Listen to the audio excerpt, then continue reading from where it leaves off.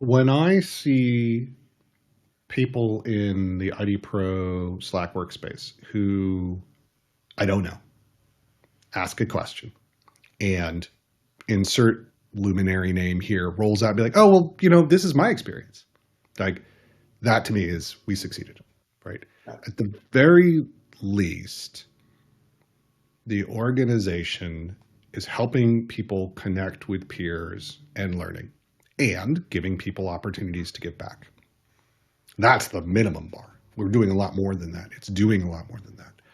The body of knowledge, the many articles that we have and we continue to build on is incredibly powerful. And there's an interesting thing every year, as you know, we do a skills diversity and programs survey, and I'm writing it up again this year with Andy Hindle. And one of the things we see, this is a little sneak peek into this report, is growth in the number of respondents who have been in the industry 3 to 5 years. And that's interesting in and of itself. Like, okay, look, people are coming into this and they're sticking with it for some amount of time. But the really interesting thing to me is we also ask what would be useful in your career. Now, peer-to-peer networking is like the number one thing, has been, no big surprise. Right, yeah. But what's interesting is what's happened in the second position. It used to be that vendor-neutral training material was the second choice. And then it was mentoring and I think certifications. What we saw this year was that vendor-neutral training materials dropped a position and certification moved up into number 2. We double click on that and we say, okay, well, let's look at the cohort that said they've been in 3 to 5 years. And they're the ones that are more interested in certification than almost anyone else. Interesting.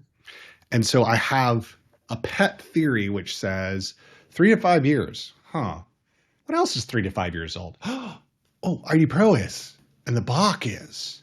Body of knowledge is. Like, maybe, just maybe, what we are seeing as respondents who are a generation of identity practitioners who have grown up with some of these things, so to speak, and they're looking for different things. They're looking for ways, the certification, for example, to differentiate themselves in a tough job market or a very frothy job market, let's say.